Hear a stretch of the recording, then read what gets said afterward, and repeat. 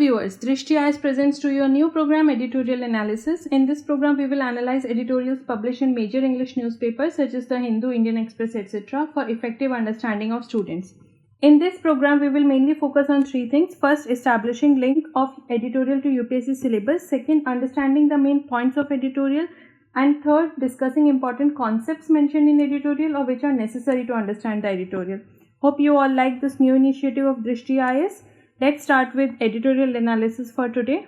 Today's editorial has been taken up from The Hindu with the name Cold Neighborhood, and it discusses about the problems between India and Nepal with regard to boundary disputes between the two nations.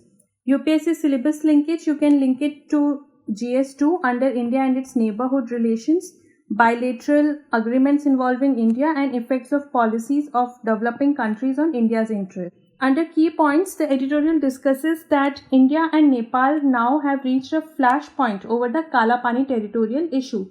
The Kalapani region over here is the main point of contention between India and Nepal with regards to border issues, and this territorial issue now threatens their very relationship, which has been very special to both the nations because of free movement of people between the two nations and open border between the two nations because of Treaty of Peace and Friendship.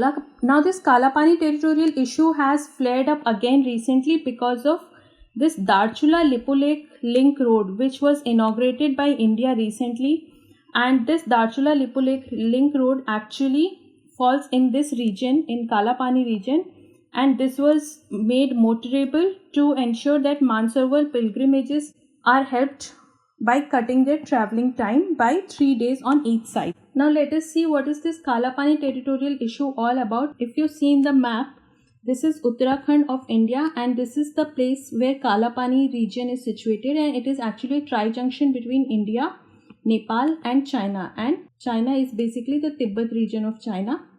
So this region, Kalapani, falls on the most contentious zone of the borders between India and Nepal, and both the countries claim the region to be belonging to them. Now in this Kalapani region, there is a pass which is named as Lipulekh Pass, and this pass actually is the area which provides access to the Tibet and access to the Kailash Mansarovar route to the pilgrimages. Now this Kalapani region is basically regulated by the Treaty of Sugauli, which was signed by Nepali monarchy and British in 1816, because India was then under British rule, and under this treaty, River Kali was taken to be the boundary between India and Nepal, and in the treaty it is written that the entire area falling to the west of River Kali would belong to India. So as per this treaty, if you consider Kali to be here, this river,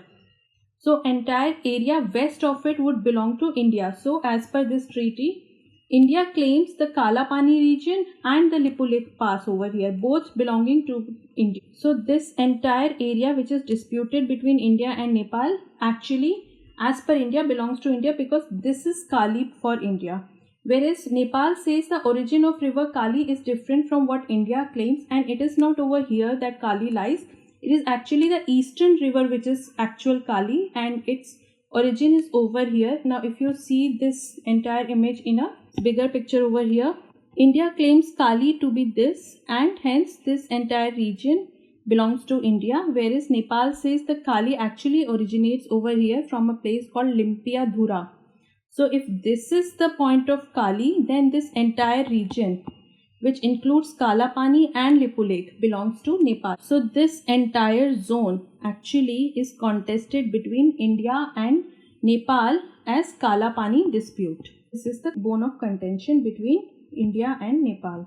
Now the editorial says that India was caught by surprise recently because Nepal had taken a very aggressive stand this month after the inauguration of the motorable road to Lipulekh Pass, which actually connects the Lipulekh Pass to Tibet. And this road was made motorable to ensure ease of travelling for the Kailash Mansarovar pilgrimages. And this trek was initially taken by these pilgrimages on foot. But now since the road has been made motorable, so the vehicles can ply on the same route. And it is not that India has taken some new region, it has just made a unmetalled road into metalled one. It has made it motorable for ease of traveling for the pilgrimages. Now, such aggressive posturing by Nepal is a reason of surprise for India, because for India, Lippo Lake Pass has always been part of road to Tibet, and this was asserted by India as previously as 1954 agreement that was signed between India and China, under which the trade agreement was done, and China had agreed with India's stand that the Lippo Lake Pass belongs to India. And in 1962 war also with China, Indian troops were stationed at this Lippo Lake Pass, because this Lippo Lake is actually a very strategic area for Indian troops from where they can actually monitor the Chinese movement, and hence it was used in that war also as part of India's territory. And again in 2015, name Lippo Lake Pass was taken up in another trade agreement between India and China, and again it was asserted to be part of India. So if you see, right from 1954 to 1962, the things are clear between India and China that the territory belongs to India. Again in 1981, the China opened the Kailash Mansarovar pilgrimage route from Tibet, and this pass was then opened and people used to walk into Tibet through this pass.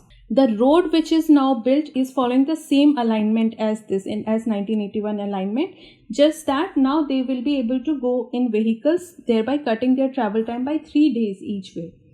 So there is nothing unusual that India has done for which Nepal has taken such umbrage. Now Nepal has taken up a very aggressive stand regarding the entire issue, and there has been strong protest in the Nepal and speeches by Prime Minister Oli and Foreign Minister Pradeep Gyavli, and they are threatening India that they would be sending more forces to India and Nepal border with regard to this issue. Moreover, Nepal's cabinet has recently released a new political map also, where all the contested territories between India and Nepal are being shown as territories belonging to Nepal in that political map under the 1816 Sugauli Treaty. All the disputed territories such as Kalapani, Susta and Lippo Lake are being shown in Nepalese map as belonging to Nepal. And India has described the entire exercise as artificial, unilateral and unacceptable to India. In the way forward, the editorial says that if you consider countries as old as India and Nepal, then issues like Kala Pani are very common, and in countries with such shared histories, such issues need to be discussed and resolved. And it is very unfortunate that to resolve this issue in 2014, both Prime Minister Modi and Nepali leader Sushil Koirala had decided to have a meeting between foreign secretaries. However, till now, even the date of meeting has not been decided, let alone the meeting. Moreover, India has taken a very lethargic stance on the entire issue, because recently in Kathmandu, when the issue flared up with respect to Kala Pani, and Kathmandu asked India to have a discussion on it, India said that it would have a discussion after this coronavirus pandemic is over, and right now we should not discuss on it. So this shows that on an issue where Nepal is so emotive, India is dismissing it in a lighter note, which is not good. Again, Nepal had sent, last November, it had offered to send a political envoy to discuss the issue to New Delhi, which again was rejected by India. So both these steps do not show India in a very good light and agreeable to the discussion to resolve the issues. Now Nepal is doing all this because over there is Communist Party, and government is taking an aggressive stand with respect to Nepal's position vis-a-vis India. Since we already are fighting, India is already fighting with two issues on its front. One is pandemic coronavirus and another is face-off with China in Ladakh and Sikkim at both the frontiers in eastern and western sector of India-China boundaries. So we cannot afford to have another neighbor going against us and having another dispute on our plate. So we need to resolve this issue as much as possible, because we have had a very amiable relation with Nepal, which is marked by Roti Beti Ka Rishta, signifying the rich historical and cultural ties between the two. Now the ties between Nepal and India have been deteriorating since 2015 blockade between India and Nepal border, following Nepal's coming up of constitution, in which Madhesi issue was taken up by India, that Madhesis were not given their due representation. After that, Nepal refused to participate in Milex exercise, of which India was a part. Rather, it chose to participate in Sagar Matha exercise, which was being conducted by China, clearly showing that Nepal is getting tilted towards China. Moreover, it has signed One Belt Road Treaty with China, and China-Nepal Economic Corridor is also on the anvil. So all of these show that Nepalese government is slowly moving towards China or using China card to play up against the India. Now, Nepal, how important is Nepal for India? You can see that despite all these problems, India has recently made Arun hydroelectric project with Nepal, and then there is Buddhist circuit and Ramayana circuit joining both the countries culturally. Moreover, Nepal is important for India as it serves as a buffer state between China and India. Now let us see the key concepts. First, with regards to border conflict. In 1981, there was a boundary working group which was set up between India and Nepal, and this working group had resolved almost 98% of the issues between India and Nepal. However, just two disputed areas still remain, which are Kalapani and Susta. So Kalapani is actually administered by India as part of Pithoragarh district of Uttarakhand, and it is situated on Kailash Mansarovar route. The dispute is because of the origin of Kali River with respect to Treaty of Sugauli. The Treaty of Sugauli says the region belonging west to the Kali River belongs to India. However, there is dispute with regards to origin. Now, there is another region in the eastern side of India-Nepal border, and this is Susta. So this area actually lies on the bank of Gandak River, which is called Narayani River in Nepal. So if you see in the map, this is Gandak River, which is called Narayani in Nepal, and this is the Susta region. So initially this river flowed like this.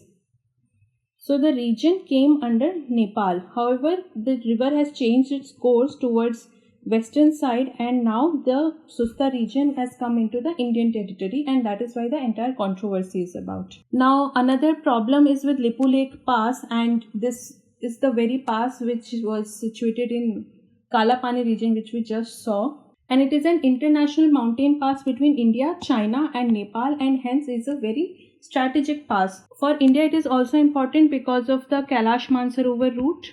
It gives a strategic vantage point for India to monitor Chinese troops. Now let us see the Treaty of Peace and Friendship between India and Nepal, and the treaty talks about the reciprocal treatment of India and Nepalese citizens in the two countries with respect to residence, property, business and movement. So if Nepali citizens come to India, they won't be discriminated against Indian citizens. When it comes to residence, where would they reside with respect to any property that they would want to buy or sell, if they want to start any business, or with respect to freedom of movement. So they are allowed all these things on par with Indian citizens. It also establishes national treatment for both India and Nepalese businesses. So citizens of both the countries can have free business in both the countries, and the goods would not be treated any differently than the domestic goods. So markets are open for each other. Now there is an important article, Article 5 of the treaty, which talks of defense, including import of arms and ammunition either from or through the territory of India. Now because of this article, anything that Nepal wants to do with respect to defense or purchasing of arms, if it is located through the territory of India, then it has to seek Indian government's consent. Now this is one article that Nepal is finding contentious and is bent on revising. However, with any revision to this article, markets beyond India can throw their doors open for Nepal, and Nepal can have its armor and armaments without involving India, which may serve to a disadvantage for India.